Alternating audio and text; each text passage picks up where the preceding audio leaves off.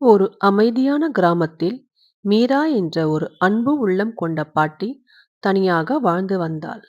ஒரு சிறிய தோட்டத்தில் காய்கறிகள், பழங்கள், கீரை வகைகள் வளர்த்து வந்தாள்.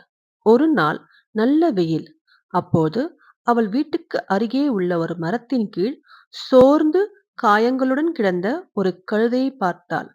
அந்த கழுதை அருகே சென்று மீரா அதற்கு தண்ணீர் கொடுத்து சோறு ஊட்டினாள். அதனுடைய காயங்களுக்கு மருந்து போட்டாள். சில நாட்களில் அந்த கழுதை மீண்டும் உற்சாகமாகி மீராவை எல்லா இடங்களுக்கும் பின்தொடர்ந்தது. அது சந்தைக்கு காய்கறிகளை சுமக்க உதவியது. அன்றிலிருந்து மீரா தனியாக இல்லை. கழுதைக்கு ஒரு வீடு கிடைத்தது. மீராவுக்கும் ஒரு உண்மையான தோழன் கிடைத்தான். கதையின் நெறி: ஒரு சிறிய கருணை செயலும் நம் வாழ்க்கையில் பெரிய மாற்றத்தை ஏற்படுத்தும்.